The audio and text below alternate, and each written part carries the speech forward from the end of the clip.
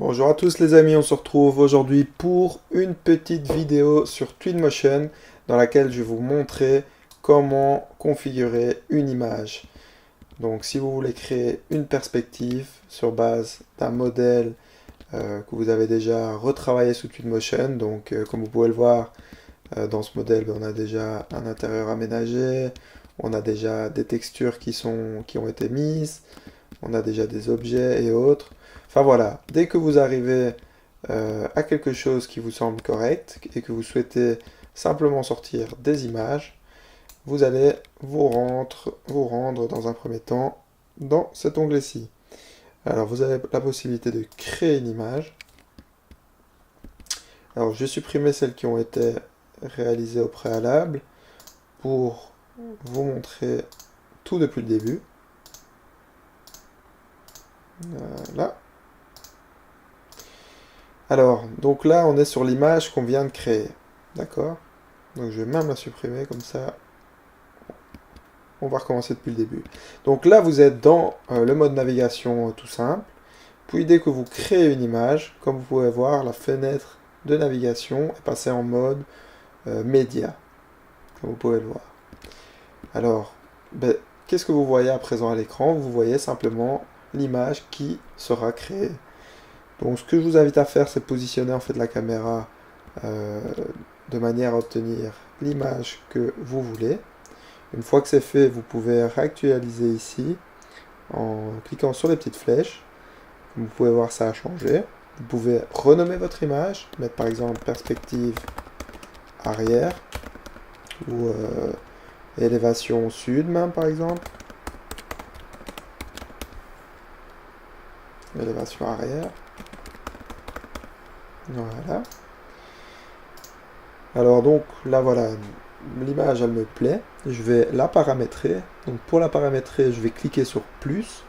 Donc avant ça, je vous rappelle simplement que vous pouvez changer l'heure si vous voulez une luminosité différente. Personnellement, ça me va comme ça fera l'affaire pour l'exemple. Alors donc vous allez dans plus pour configurer, paramétrer votre rendu tout simplement. Donc vous avez l'accès au réglage caméra, donc pour améliorer la résolution de sortie. Donc moi je vous conseille de mettre en 4K. Vous pouvez changer la focale, donc là c'est plus, c'est simplement l'angle de vue. Donc moi je vous conseille de ne pas y toucher car si vous modifiez la focale, vous allez en quelque sorte déformer l'image. Vous avez la possibilité de corriger la perspective pour que toutes les verticales ne soient pas déformées. Donc, comme vous pouvez voir, en fait, quand c'est des modèles, ça se voit surtout sur des grands modèles d'architecture, des grands buildings, où vous allez voir une légère déformation. Mais ici, vous ne le voyez peut-être pas en vidéo à l'écran, mais ici, il y a simplement une oblique qui devrait être droite. Alors, en cliquant là-dessus, simplement, vous allez avoir une verticale qui est parfaite.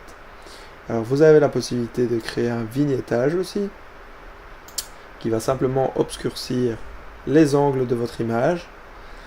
Alors une fois que c'est fait, je reviens sur les autres paramètres. Vous pouvez changer la localisation, donc pour avoir une luminosité qui est différente. Donc voilà, par exemple là on est sur quelque chose un peu mieux. La possibilité de changer le mois, au mois de mai, voilà. Donc comme vous pouvez voir, ça va influencer sur la lumière, la luminosité ambiante de votre image. Vous pouvez aussi jouer sur la météo. Donc, vous pouvez le voir sur l'herbe, mais aussi sur la végétation et autres. On va rester sur du soleil. Jouer sur l'éclairage. Bon, là, on est sur des choses beaucoup plus techniques. Je vous invite. Je ferai une autre vidéo si vous le souhaitez pour vous détailler chacun de ces réglages. Alors, le flou, bon, ça c'est plus si vous voulez marquer une zone précise de l'image et flouter le reste.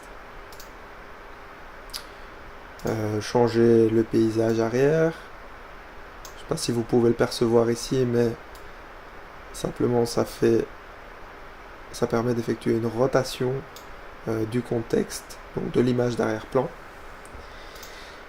Alors la possibilité aussi de faire varier les effets visuels, donc la colorimétrie.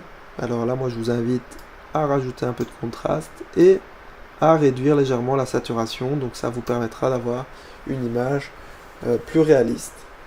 Voilà. Alors quand c'est fait, ben, vous avez votre image qui est créée. Voilà. Si vous voulez d'autres vidéos à ce sujet, n'hésitez pas à me poser des questions. Abonnez-vous au passage et posez des questions en commentaire si vous en avez et posez un petit pouce bleu si vous le souhaitez. À bientôt.